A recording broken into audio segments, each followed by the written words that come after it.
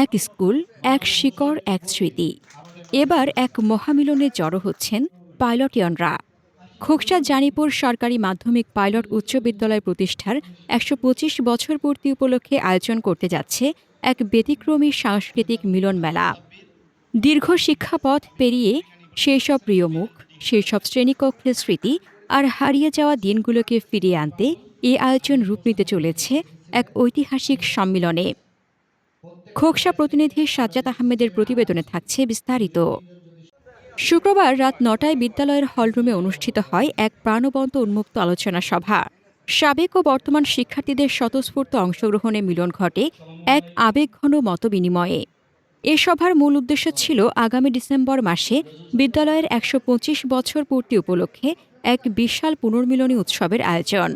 আলোচনায় অংশ নিয়ে প্রাক্তন শিক্ষার্থীরা বলেন, এই বিদ্যালয় কেবল পাঠশালা নয়, এটি আমাদের জীবনের এক অনন্য অধ্যায়, আমাদের শিকড়, শৈশবের অমূল্য স্মৃতি।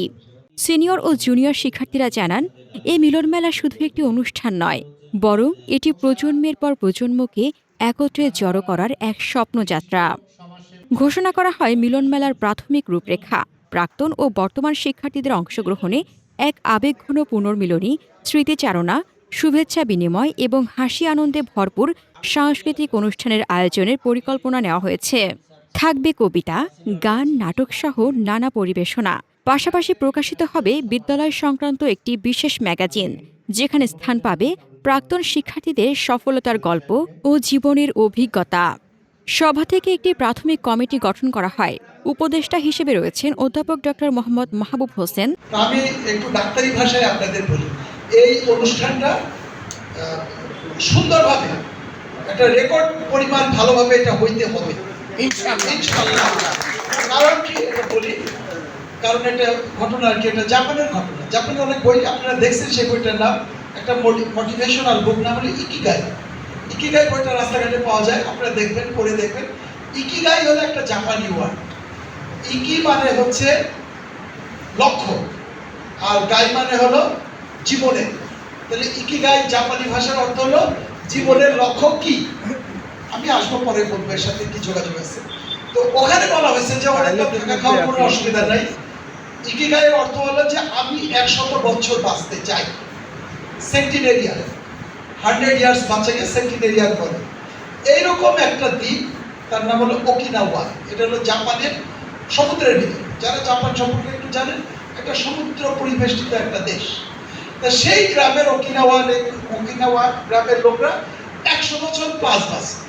১০০ বছর যদি বাঁচে ওকে বলে সেন্টিনেরিয়ার, আর যদি ১১০ বছরের বেশি বাঁচে বলে সুপার সেন্টিনেরিয়ার।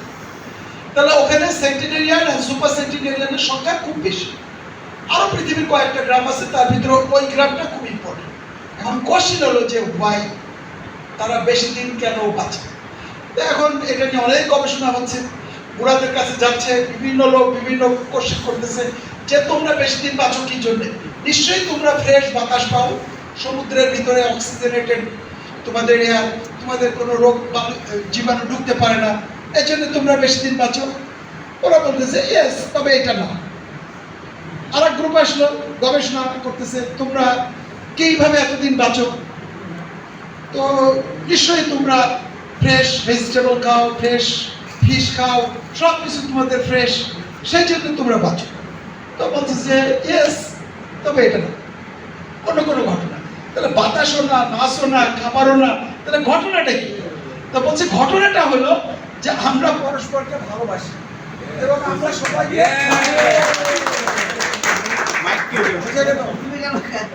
একটা হলো অডি, ওটা হলো প্রাডো, এরকম না। সবাই এক মডেলের গাড়ি যেন পরস্পরকে ভালোবাসা থাকে।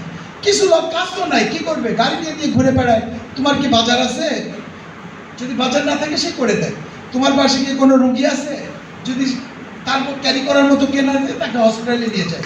তাহলে এইরকম তারা পরস্পর ভালোবাসা দিয়ে বেঁচে আছে, এবং এটাই হলো তাদের মূল মন্ত্র। বোঝা গেছে কেন বললাম? এখন মোরাল অফ দি স্টোরি হলো কি, আমরা হলাম পাইলটিয়ান। আমার জানাও ছিল না, আমরা যখন ক্লাস 6-এ পড়ি তখন খোকসা জানিপুর হাই স্কুল নাম ছিল। আমরা যখন 7-8-এ উঠলাম তখন এই পাইলট একটা প্রজেক্ট আসলো। সেই পাইলট প্রজেক্টের ভিতরে ঢুকে গেল পাইলট। তো এখন দেখতেছি আমরা পাইলটিয়ান হয়ে গেছি। ওকে ফাইন, আলহামদুলিল্লাহ, এটা একটা ভালো দিক। তো এই যে একটা অনুষ্ঠান হতে যাচ্ছে, আমি মনে করি আমার ক্ষুদ্র আমি অনেককেই চিনি, বিকজ আমি ডাক্তার, তো অনেকভাবে আমার কাছে আসে, যোগাযোগ রাখে, তাদের আমি অনেককে চিনি। তা আমাদের এই অনুষ্ঠান হলো একটা সুন্দর, সবাই আন্তরিকতার সাথে করবে। এবং এটা যদি আপনারা, আমি তো অলরেডি হাসা শুরু করে দিচ্ছি, কেন? সে আমাদের আকু ভাই আছে, এমনি তো আপনারা বিভিন্নভাবে পরিচয় করে দিচ্ছেন, কিন্তু আমরা ওনাকে স্পোর্টসম্যান হিসাবেই জানতাম।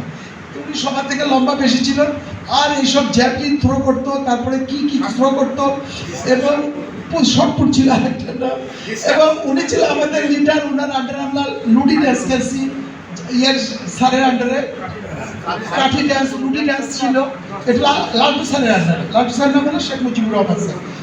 ওনার তত্ত্বাবধানে ওনার আন্ডারে ছিল উনি, আর ওনার আন্ডারে ছিলাম আমরা।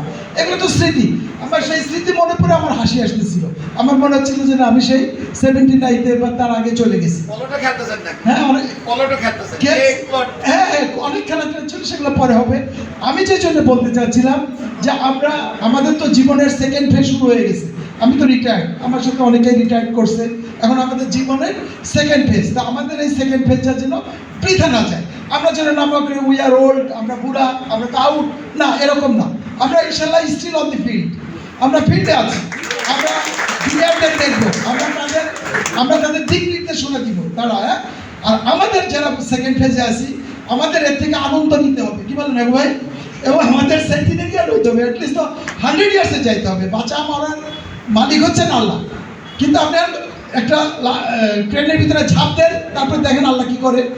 তাহলে তো বুঝে সুঝে তো কাজ করতে হবে, দেন আল্লাহ আছেন আমাদের সাথে। তো আমরা হলো সবাই আন্তরিকতার সাথে ভালোবেসে সবাই কাজ করব। অনেকক্ষণ আপনাদের টাইম খেয়ে ফেলছি, আমার কথা শুনছেন। আমি সর্বান্তকরণে আপনাদের অনুষ্ঠান সাকসেসফুল হোক এই দোয়া করি, এবং আশা করে হবে, কারণ আমার যে ফ্রেন্ড আছে একজন, এই ফ্রেন্ড খুব এসে ঢাকায় যেসব অনুষ্ঠান করে, বাপরে বাপ, আমার তো মাথায় নষ্ট হয়ে যায়। তো ইনশাল্লাহ সবার মঙ্গল কামনা করি, এবং দেখা হবে ইনশাল্লাহ ডিসেম্বরের কোনো এক ভালো দিনে। আসসালামু আলাইকুম ওয়া রাহমাতুল্লাহি ওয়া বারাকাতুহু। আহ্বায়ক হিসেবে দায়িত্ব পেয়েছেন ডাক্তার মোহাম্মদ কামরুজ্জামান সোহেল। যুগ্ম আহ্বায়ক হিসেবে রয়েছেন উপজেলা সাংস্কৃতিক সংস্থার সভাপতি রবিউল আলম বাবুল, এবং সদস্য সচিব হিসেবে রয়েছেন মোহাম্মদ নাফিস আহমেদ খান রাজু। কমিটির নেতৃবৃন্দ জানান, দলমত নির্বিশেষে আমরা সবাই এই বিদ্যালয়ের সন্তান। একত্রিত হয়ে ইতিহাস গড়াই এখন আমাদের মূল লক্ষ্য। তারা আরও বলেন, ডিসেম্বরের মিলনমেলা হবে একটি যুগান্তকারী ঘটনা, যা প্রজন্মের পর প্রজন্ম ধরে রয়ে যাবে স্মৃতিতে। আজকে তো তোমরা সবাই উপস্থিত ছিলে, এখানে অনেক সিনিয়র জুনিয়র সবাই উপস্থিত ছিল, উন্মুক্ত আলোচনা হয়েছে। সবার একই বক্তব্য, আমরা সবাই পাইলটিয়ান, এবং আমরা 125 বছর পূর্তি উৎসব অবশ্যই করব। সেটা 5 জন হলেও করব, 5000 হলেও করব, 10,000 হলেও করব। অনুষ্ঠান হবে ইনশাআল্লাহ। এখানে একটা উন্মুক্ত প্ল্যাটফর্ম, এখানে কোনো পলিটিক্যাল প্রভাব পড়বে না। যারা এখানে এই প্ল্যাটফর্মে যারা আসবে, তারা অবশ্যই নন পলিটিক্যাল হিসেবে আসবে, এবং সবাই স্কুলের স্বার্থেই এখানে আসবে। আমরা 2 দিন ব্যাপী ইনশাল্লাহ অনুষ্ঠান করব ডিসেম্বরে। প্রথম দিন থাকবে, সিদ্ধান্ত হয়েছে প্রথম দিন থাকবে যারা রানিং স্টুডেন্ট আছে তাদেরকে নিয়ে প্রোগ্রাম হবে, যারা বাইরে এখানকার কৃতি ছাত্র, যারা কৃতিত্বের সাথে এখান থেকে এসএসসি পাস করে গেছে, অথবা পরবর্তীতে কোনো ভালো পজিশনে আছে, তাদেরকে আমরা এখানে হাজির করার চেষ্টা করব। তাদের কাছ থেকে জ্ঞানগর্ভ কথা শুনব, বাচ্চারা তাদের কথা শুনে অনুপ্রাণিত হবে, বাচ্চাদের যাতে কোনো কাজে আসে সেই উপলক্ষে প্রথম দিনের প্রোগ্রামটা বাচ্চাদেরকে নিয়েই হবে। এবং পরের দিন দ্বিতীয় দিনে সাংস্কৃতিক প্রোগ্রাম থাকবে, খাওয়া দাওয়ার অনুষ্ঠান থাকবে, একটা পারিবারিক মিলন মেলার মতো একটা অনুষ্ঠান থাকবে দ্বিতীয় দিনে, র্যাপিড ড্র থাকবে। সব মিলিয়ে একটা মিলন মেলায় রূপান্তরিত হবে 2 দিনের এই 125 বছর পূর্তি উৎসবে। ধন্যবাদ সবাইকে। প্রত্যেক পাইলটিয়নদের প্রতি আহ্বান জানানো হয়েছে, আপনার স্মৃতি, উপস্থিতি এবং অংশগ্রহণই হতে পারে এই ঐতিহাসিক আয়োজনের প্রেরণা। বার্তা, ফোন, সোশ্যাল মিডিয়া কিংবা সামনাসামনি, যেভাবেই হোক এ খবর যেন পৌঁছে যায় প্রতিটি প্রাক্তন শিক্ষার্থীর কাছে। 125 বছর পর ফিরে দেখা, একসাথে থাকা, ইতিহাস গড়া, এটাই সময়, কারণ আমরা সবাই পাইলটিয়ান। হাসনাতুজ্জাহান হিমু, দৈনিক খোলা চোখ। আপনার স্বপ্নের যাত্রা হোক ফ্লাই ইনফিনিটির সাথে।